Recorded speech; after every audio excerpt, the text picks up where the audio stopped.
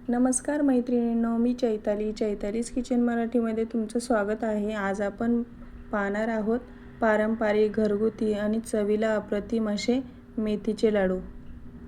मेथी पचन सुधारते, साखर कंट्रोलमध्ये ठेवायला मदत करते, सांधेदुखी तसेच कंबरदुखी आणि थंडीमुळे होणारे त्रास कमी करते. पहा किती छान, मऊसूत आणि अगदी भरपूर आरोग्यदायी तसेच गुणकारी गोष्टींनी भरलेला हा लाडू आहे. थंडीच्या दिवसांमध्ये तुम्ही जर हा एक लाडू खाल्ला तर याने भरपूर चांगली ताकद येते. बघा किती सुंदर असे मेथीचे लाडू. तर चला आपण रेसिपीला सुरुवात करूया. मेथीच्या लाडूंची रेसिपी. सुरुवातीला मी बदाम घेतले. बदाम आता जाडबुडाच्या कढईमध्ये कमी गॅसवर भाजून घ्यायचे. बदाम भाजण्यासाठी 5 ते 10 मिनटं सहज लागतात.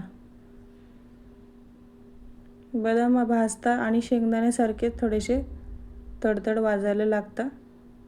कलरही बदलतो. हे बघा थोडेसे फुगता देखील. असे फुगले आणि थोडेसे फुटायला लागले व बदाम की समजून जायचे आपले बदाम भाजले. आता मी बदाम थंड होण्यासाठी बाजूला ठेवते.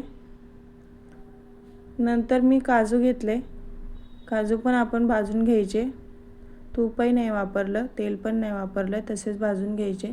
काजू भाजायला जास्त वेळ लागत नाही. 5 ते 10 मिनटामध्ये, 5 ते 10 नाही 5 मिनटामध्येच काजू छान भाजून होता.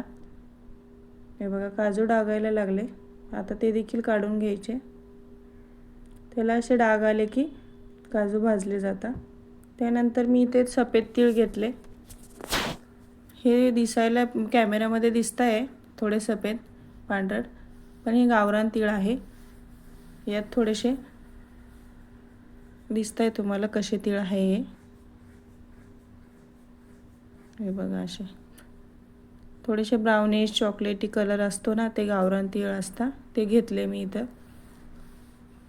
आजकाल पॉलिशवाले तीळ भेटतात, अगदी सफेद पांढरट आणि खूप छान असे चकाकी आलेले. ते नाही घ्यायचे, मी हेच घेतले. ते देखील मी भाजून घेतले. तडतड उडायला लागले, ते भाजले गेले. आता ते एका ताटात काढून घेऊया आणि थंड करायला ठेवूया. नंतर इथे कढईमध्ये तेल गरम केले आणि डिंक सगळ्यात महत्त्वाचा मेथीच्या लाडूमध्ये डिंक. तुम्ही इथे मेथीचे लाडू, डिंकाचे लाडू, अजून मी वस्तू टाकणारे कोणत्याही लाडूचे नाव देऊ शकता, पण आम्ही मेथीचे लाडू असे बनवतो. हे बघा डिंक कमरेसाठी खूप चांगला असतो, महिलांसाठी तो खूप चांगला. आता थोडा थोडा करून मी डिशभर, मोठी डिशभर घेतला होता डिंक. थोडे थोडं करून असा गुलाबीसर रंग येईपर्यंत डिंक तळून घ्यायचा आहे आणि एका ताटात काढून घ्यायचा आहे. हे बघा एक डिश भरून असं म्हणजे 2 वाट्या असा डिंक होता. तर तो तळून घेतल्यानंतर असा फुलतो तो छान, आणि तो नंतर एवढा ताट भरून झाला आहे. नंतर स्मॅशरने त्याला स्मॅश करून घेतलं आहे मी, म्हणजे त्याचा चुरा करता येईल असं. तुम्ही ग्लास किंवा तांब्याचा वापर केला तरी चालेल. आता मी थोडं थोडं करून स्मॅश करते, पण तो माझा प्लॅन फसला आहे. पुढे मी सांगतेच मग नंतर मी काय केलं ते. चांगलं इथं पूर्ण बारीक होत नव्हतं, सरकत होता सगळा डिंक. आता काजू, बदाम आणि तीळ हे थंड झाले. सुरुवातीला मी बदाम बारीक करून घेणार आहे. बारीक म्हणजे आपण असं भाज्यांना जाडसर कूट करतो तसं, शेंगदाण्याचा तसा करायचा आहे. त्यापेक्षा जाड केला तरी चालेल. इथे मी 2 किलो खारीक आणि 2 किलो खोबरं हे बाहेरूनच दळून आणले. हे बघा. आणि आता एका मोठ्या टोपामध्ये पसरवून घेतलंय छान. त्यानंतर बदामची पूड तयार केली होती. यापेक्षा जाड ठेवता आला तर तुम्ही ठेवू शकता, पण लाडू वळायला प्रॉब्लेम येतो, त्यामुळे मी थोडंसं जाडसर अशी भरड केली आहे. जास्त जाड पण नाही आणि जास्त पावडर पण नाही. आणि ते इथं खारी खोबऱ्यावर टाकून घेतले. तुम्हाला बोलली त्याप्रमाणे इथे आपण खारी खोबऱ्याचे लाडू देखील बोलू शकतो, डिंकाचे, मेथीचे. तर मी सगळे एकत्र करून हे लाडू बनवले. तर तीळ सांधेदुखीला खूप चांगले असतात. याने भरपूर कॅल्शियम मिळतं. ते तीळ थंड झाले. मी तीळ मिक्सरच्या भांड्यात काढून घेतले आणि तिळासोबत मी काजू देखील टाकून घेणार आहे थोडे थोडे. तीळ आणि काजू सोबत दळल्यामुळे एकतर छान जास्त जाडही राहत नाही आणि चिकटतही नाही. जास्त बारीक करायला गेल्यावर काजू चिकटता भांड्याला, त्यामुळे मी तिळासोबत टाकले. आता ते देखील पावडर करून घेतली, जाडसर अशी भरड केली, पावडर नाही म्हणता येणार याला.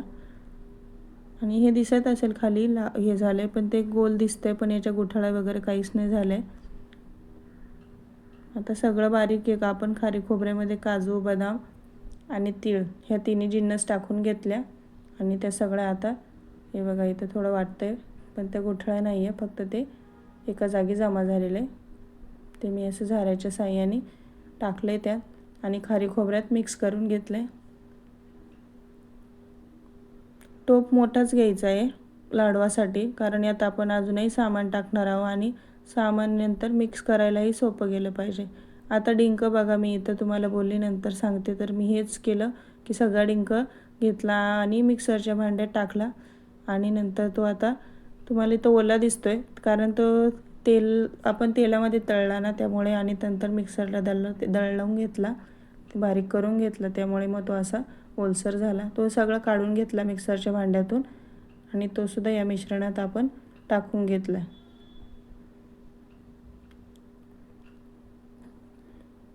त्यानंतर आता इथे मी गहू घेतले.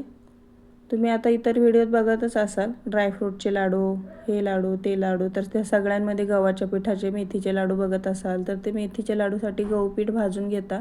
तर मी इथे गहू पीठ नाही भाजून, डायरेक्ट आम्ही गहू वापरतो. तर मी गहू स्वच्छ निवडून घेतला आहे, त्यानंतर कापडामध्ये पुसून घेतला आहे. ते व्हिडिओत मी दाखवलं नाही, कारण व्हिडिओ खूप मोठा होईल त्यामुळे. आता कढईमध्ये मंद गॅसवर मी 1.5 किलो तांदूळ घेतला आहे, 2 किलो खारीक खोबरं, 2-2 किलो असं 4 किलो दळून आणलं होतं मी, त्यासाठी मी 1.5 किलो गहू घेतलं आहे. हा गहू बघा फुलून जाडसर होतो आणि कमी गॅसवर याला जवळजवळ अर्धा तास एवढा लागतो वेळ. कमीच गॅस आहे आणि सतत हलवत राहायचं आहे, नाहीतर मग ते गहू करपून जातील. हे बघा असं सुरुवातीला हे थोडेसे भाजले गेले, अजून थोडे भाजायचे आपल्याला. सतत हलवत राहायचं. हलके होता सुरुवातीला, जड वाटतं गहू भाजायला, नंतर बरोबर कळतं ते हलके होत चालले. आणि बघा कसे चॉकलेट कलर आलाय त्याला. असे फुलून जाड होता गहू, असे भाजल्यानंतर फुलता आणि जाड होता गहू, हलके हलके होता. आता हे आपण सगळे गहू थंड करून घेऊ. 1.5 किलो गहू घेतले मी, 2 किलो खारीक, 2 किलो खोबरं आणि बाकी काजू, बदाम, तीळ. तुम्हाला अजून ड्रायफ्रूट वाटले तेही टाकू शकता आणि खारीक खोबऱ्याचं तुमच्या अंदाजानुसार तुम्ही वापरू शकता. मी एवढं प्रमाण टाकलं आहे. आता गहू गार व्हायला ठेवलं आहे. त्यानंतर कढई गरमच आहे, त्यामध्ये मी लगेच मेथी भाजायला टाकली. मेथी मी इथं पाऊण वाट्या, अशा अर्धी वाट्या, 1 वाटी पाऊण वाटी टाकली, दुसरी अर्धी अशा टाकून घेतल्या. सुरुवातीला मी थोडीच टाकणार होती, पण मेथी कमरेला खूप फायदेशीर असते, मी थोडी अजून वाढवली. ही जास्त नाही आहे, फक्त 20 रुपयाची मेथी. तुम्हाला जसं कडू आवडत असेल किंवा मग मुलं खात नसेल तर मग तुम्ही कमी मेथी टाकू शकता. हे बघा अशी भाजली गेली मेथी. आता ही मेथी देखील काढून घ्यायची. त्यानंतर उडदाची डाळ घ्यायची आहे. तुमच्या आवडीनुसार तुम्हाला उडदाची डाळ घालायची असेल तर तुम्ही घालून घेऊ शकता किंवा नाही उडदाची डाळ घातली तरी चालेल.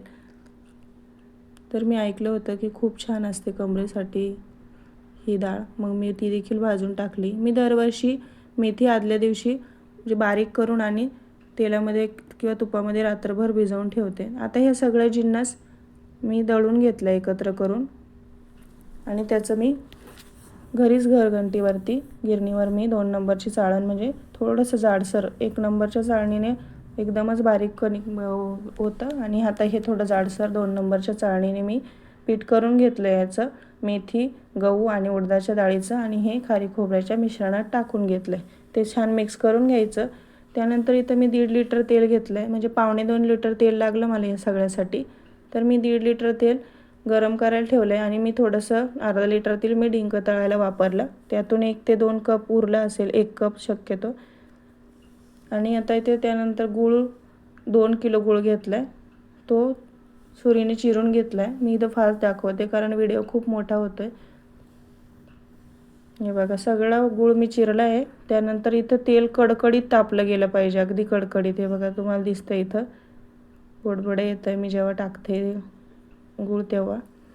गूळ टाकल्यानंतर तेल थोडं थंड होतं. तरी पण आपण आता पेशन्स खूप महत्त्वाचा आहे इथं. डिशमध्ये घेऊन मी हळूहळू टाकते कारण तेल खूप गरम आहे. अंगावर उडायला नको किंवा मग बाजूला उडायला नको म्हणून मी सारखं सगळं न टाकता मी एकसोबत थोडा थोडा टाकते. आणि नंतर आता हे सगळा गूळ आपण यात टाकून घेतला तेलामध्ये. त्यानंतर गॅस मंदच ठेवायचा, मीडियम केला तरी चालेल, पण जास्त फुल नाही गॅस करायचा, नाहीतर मग ते खालून लागतं. जाड बुडाचंच पातेलं घेतलं मी हे तेल गरम करायसाठी. अगदी पाक नाही करायचा गुळाचा, मी तुम्हाला पुढे दाखवते. आता हे मिक्स करून घेते तेलामध्ये सगळा गूळ. आता तेल कडकडीत असल्यामुळे गूळ वितळायला अजिबात वेळ लागत नाही. चिरून घेतलं आहे त्यामुळे काही झालं आहे बारीक पूर्ण, काही नॉर्मल थोड्या थोड्या गुठळ्या राहिल्या. हे बघा पटकन वितळला गेला आहे. पटकन म्हटलं तरी 15 मिनटं तरी लागतं एवढं सगळं या प्रोसेसला. हे बघा आता पूर्णपणे गूळ वितळला आहे. त्यानंतर देखील 5 मिनटं थांबायचं आणि सतत ढवळत राहायचं. आणि जास्त नाही करपू द्यायचं, नाहीतर मग लाडवाचा सगळ्यांचाच कलर बदलतो. हे बघा सतत असं हलवत ढवळून घेतलं आहे. आता पूर्ण गूळ वितळला गेला आहे. आता दुसरी हे दिसते गुळाचा खडा दिसतोय, तो देखील सतत हलवून घ्यायचा आणि मग नंतर गॅस बंद करायचा. इथे मी सगळं मिश्रण मोठ्या टोपात, अगदी मोठा टोप घेतला आहे. व्हिडिओचा एवढा दिसतोय, तो खूप मोठा टोप आहे. आणि मग मी इथे मदत घेतली होती मी इथे मिक्स करायला, कारण हे खूप गरम असतं आणि ही प्रोसेस खूप महत्त्वाची असते. सगळं मी आपला जो पाक नाही म्हणता येणार, पण गूळ आणि तेल जे गरम केलं होतं कडकडीत, ते मी सगळं हे मिश्रण आपण खारीक खोबरं आणि पिठामध्ये ओतून घेऊया सगळं. हे हळूवारपणे करायचं कारण तेल खूप गरम असतं. आणि सगळं मिक्स करून घ्यायचं.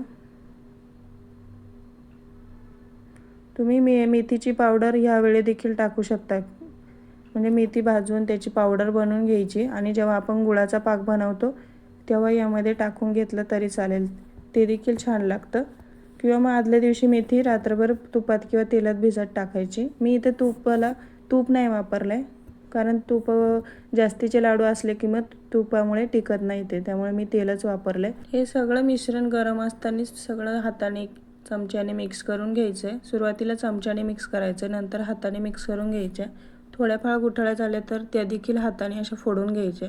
हे बघा अशा पद्धतीने करायचं, म्हणजे गुठळ्या तर होतच नाही, सगळं तेल देखील मिक्स होतं. आणि जर तेल कमी वाटलं तुम्हाला, गूळ तर आधीच आपल्याला प्रमाण कळतं, गूळ आधीच घालून घ्यायचं जेवढा आपल्याला हवा असेल तेव्हा, गोड थोडंसं कमी गोड.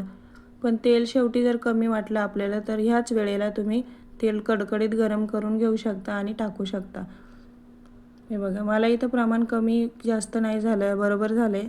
त्यामुळे मी तुम्हाला इथे लगेच एक लाडू वळून दाखवले. सगळं मिक्स केलं आहे मी, थोड्या वेळ व्हिडिओ थांबवला होता आणि सगळं मिक्स करून घेतलं आहे.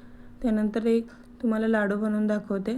बघा किती पटकन लाडू होतं आहे. पण हे मिश्रण जर थंड झालं तर जास्त पटपट लाडू नाही वळता येत, त्यामुळे जेवढं होता येईल तेवढं पटपट लाडू बनवून घ्यायचे. बघा असे सगळे लाडू मी एक एक करून बनवून घेते. आता सुरुवातीला मी इथे तुम्हाला 2 लाडू बनवून बघा कसा लाडू तयार झाला आहे. आता हा जरी दिसताना तेलकट दिसत असेल तरी तो 2 ते 3 दिवसानंतर छान होतो. असे लहानांपासून मोठ्यांपर्यंत सगळ्यांनाच उत्तम आहेत हे लाडू. बघा या अशा पद्धतीने तयार झाले मेथीचे लाडू.